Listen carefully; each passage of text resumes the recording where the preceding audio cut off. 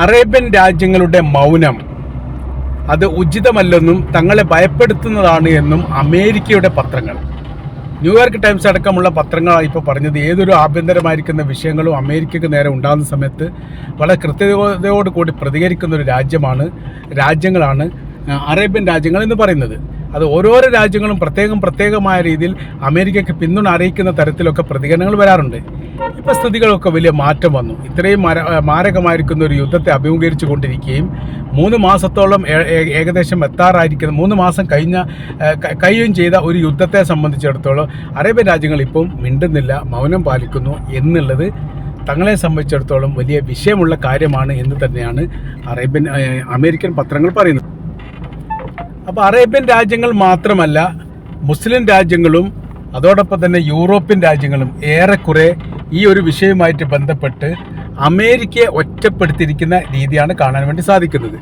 ഇതാണ് അമേരിക്കയെ സംബന്ധിച്ചിടത്തോളം അവർക്ക് വലിയ രീതിയിലുള്ള പ്രശ്നമായിട്ട് നിലനിൽക്കുന്നത്. അത് അവർ പറയുകയും ചെയ്തു. ലോകത്ത് ഒരുപാട് പ്രതിസന്ധിയും വിഷയങ്ങളും പല രാജ്യങ്ങൾക്കും ഉണ്ടാകുന്ന സമയത്ത് സഹായമായിട്ട് എത്തുന്ന രാജ്യമാണ് അമേരിക്ക.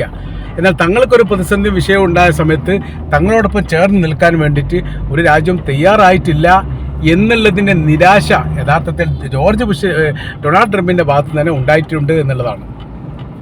അപ്പോൾ കൂട്ടി വായിക്കുന്ന സമയത്ത് അറേബ്യൻ രാജ്യങ്ങളുടെ സഹകരണമില്ലാത്തത് വലിയ രീതിയിലുള്ള ആഘാതവും പ്രയാസവും അമേരിക്കക്കുണ്ട് എന്നുള്ളത് ഒരു യാഥാർത്ഥ്യമാണ്. അപ്പോൾ ഇതിനെങ്ങനെ അതിജീവിക്കാൻ സാധിക്കുമെന്ന് ചോദിച്ചാൽ അത് യുദ്ധവിരാമം ഉണ്ടാക്കുക എന്നല്ലാതെ, അല്ലെങ്കിൽ മറ്റ് ലോക രാജ്യങ്ങൾക്ക് പ്രശ്നമില്ലാത്ത രീതിയിൽ പരിഹാരമുണ്ടാക്കുക എന്നുള്ളതാണ്. അങ്ങനെ ഒരു പരിഹാരം എന്ന് പറയുന്നത് യുദ്ധവിരാമമാണ്, അല്ലെങ്കിൽ വെടിനിർത്തലാണ്. അങ്ങനെ വെടിനിർത്തലാണ് ആവശ്യമെങ്കിൽ അതിന് ചില നിർദ്ദേശങ്ങളൊക്കെ ഇറാൻ മുന്നോട്ട് വെക്കും. ആ നിർദ്ദേശങ്ങൾ പാലിക്കേണ്ടി വരും. അങ്ങനെ വല്ലാത്ത ഒരു സാഹചര്യത്തിലേക്ക് നിലവിൽ അമേരിക്ക എത്തിയിരിക്കുന്നു. ഹോർമസ് കടലുമായിട്ട് ബന്ധപ്പെട്ട് പല തവണ സഹായം തേടിയിട്ടുണ്ട് അമേരിക്ക.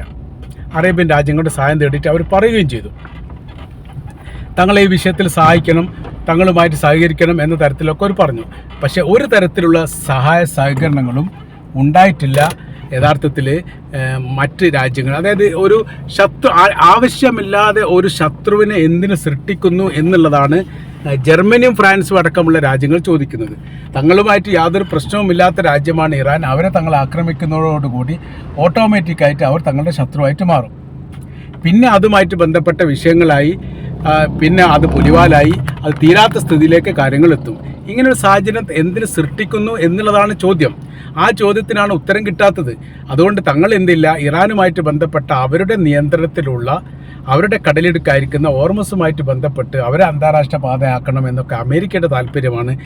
അമേരിക്കയുടെ താല്പര്യത്തോടൊപ്പം ചേർന്ന് നിൽക്കുക എന്ന് പറഞ്ഞാൽ തങ്ങളെ സംബന്ധിച്ചിടത്തോളം വലിയ പ്രയാസമുണ്ട്. അതുകൊണ്ട് തങ്ങളതിന് താല്പര്യമില്ല എന്ന് തന്നെ പറഞ്ഞു. ഇത് പ്രകോപിപ്പിച്ചതാണ് അമേരിക്ക. എന്നിട്ട് അമേരിക്ക അത് പറയുകയും ചെയ്തു, വരാൻ പോകുന്ന ബജറ്റിൽ തങ്ങൾ യൂറോപ്യൻ രാജ്യങ്ങൾക്കോ അതേപോലെയുള്ള മറ്റേതെങ്കിലും അതുമായിട്ട് ബന്ധപ്പെട്ട സംവിധാനങ്ങൾക്കോ യാതൊരു തരത്തിലുള്ള പണവും അനുവദിക്കുകയില്ല എന്ന് പറഞ്ഞു.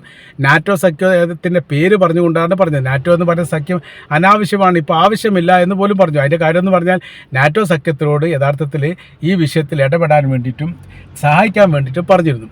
അതവർ അംഗീകരിച്ചിട്ടില്ല എന്ന് പറഞ്ഞ സമയത്താണ് പിന്നീട് അവർ റൂട്ട് മാറി സഞ്ചരിച്ചത് എന്ന് ചുരുക്കം. ഏതായിരുന്നാലും നിലവിൽ മുന്നേറിക്കൊണ്ടിരിക്കുന്ന സ്ഥിതി വിശേഷങ്ങൾ നിലനിൽക്കുന്ന വിഷയവുമായിട്ട് ബന്ധപ്പെട്ട് നമ്മൾ സംസാരിക്കുന്ന സമയത്ത് ഒരു തരത്തിലും അമേരിക്ക ജയിക്കാത്ത ഒരു യുദ്ധത്തിലോ ഒരു മുനമ്പിലോ ആണ് നിൽക്കുന്നത് എന്ന് തീർച്ചയായിട്ടും നമുക്ക് പറയാൻ പറ്റുന്നതാണ്. അപ്പോൾ അങ്ങനെ വരുന്ന സ്ഥിതിയിൽ, അങ്ങനെ വരുത്തുന്ന ഒരു സാഹചര്യം വരുന്ന സമയത്ത് അമേരിക്കയ്ക്ക് വേണ്ട വിധമുള്ള അംഗീകാരം കിട്ടാതെ പോകുന്നു. അവരുടെ വാക്കിന് വിലയില്ലാതെ വരുന്നു. ഇസ്രായേൽ ലോകത്തിലെ വലിയ ശക്തിയാണ് എന്ന് പറഞ്ഞാൽ നിസ്സാരമായിരിക്കുന്ന രാജ്യമായിട്ട് അത് ഓട്ടോമാറ്റിക്കായിട്ട് മാറുന്നു. അങ്ങനെ മുന്നേറാൻ പറ്റാത്ത രീതിയിൽ, നിലനിൽക്കാൻ പറ്റാത്ത രീതിയിലുള്ള ഒരു സാഹചര്യങ്ങൾ സൃഷ്ടിക്കപ്പെട്ടു എന്നതിനപ്പുറമായ രീതിയിൽ ഇവിടെ യാതൊന്നും നടന്നിട്ടില്ല എന്നുള്ള യാഥാർത്ഥ്യമാണ്. യുദ്ധം 3 മാസം കഴിഞ്ഞിട്ട് പോലും ഏതെങ്കിലും ഒരു തരത്തിൽ വിജയം കാട്ടിക്കൊടുക്കാൻ വേണ്ടി സാധിച്ചിട്ടില്ല.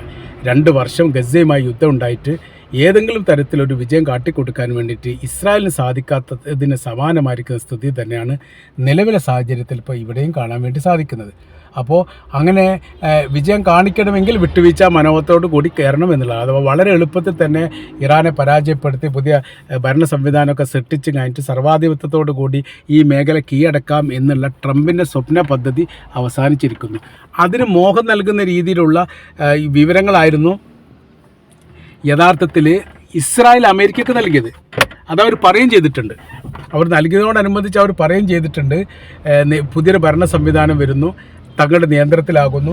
അത് എങ്ങനെയാണോ ഇവിടെ വെനിസുലയുമായിട്ട് ബന്ധപ്പെട്ട് തങ്ങൾ ചെയ്തത്, സമാനമായിരിക്കുന്ന സ്ഥിതി ഇറാനിൽ വരാൻ പോകുന്നു. ഇറാൻ കഴിഞ്ഞാൽ പിന്നെ ക്യൂബയിലേക്ക് പോകുന്നു. ഒരുപാട് രാജ്യങ്ങളുടെ ലിസ്റ്റും വെച്ചിട്ടുണ്ട്. അപ്പോൾ വെനിസുലയെ പോലെ എളുപ്പമല്ല എന്ന് അന്ന് തന്നെ പറയപ്പെട്ടതാണ്.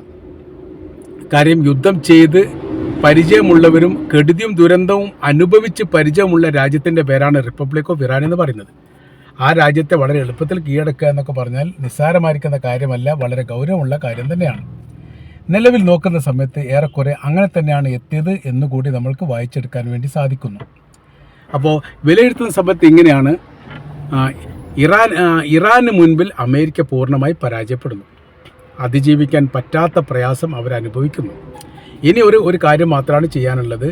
ഇറാൻ പറയുന്ന താല്പര്യങ്ങൾക്ക് അനുസൃതമായ രീതിയിൽ യുദ്ധവിരാമവുമായിട്ട് ബന്ധപ്പെട്ട കാര്യത്തെക്കുറിച്ച് ആലോചിക്കുക എന്നതിനപ്പുറം ഈ വിഷയമായിട്ട് ഒന്നുമില്ല എന്ന് തീർച്ചയായിട്ടും നമുക്ക് പറയാൻ വേണ്ടിയിട്ട് സാധിക്കുന്നതാണ്.